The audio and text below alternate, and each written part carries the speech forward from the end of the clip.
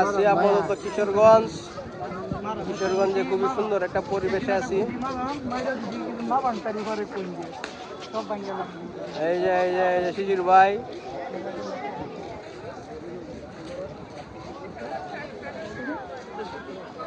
এই মায়েন এদিকে অনেক সুন্দর পরিবেশ আছে, অনেক সুন্দর, প্রচুর সুন্দর। এই শিশির ভাই, মহুদ ভাই, এদিকে দেখা। ও এই যে আমরা সবাই আসছে একসাথে, এখানে ভিডিও চলছে। সবাই আপনারা কিছু বলবেন নাকি? আপনারা কিছু বলো, কিছু বলো। আমরা কই আছি? আমরা আছি তো কিশোরগঞ্জ। উদ্দেশ্য হয়েছে পাগলা মসজিদে নামাজ পড়া। তোমার কি আছেন কিতা নিয়ত কিতা কইছিলা?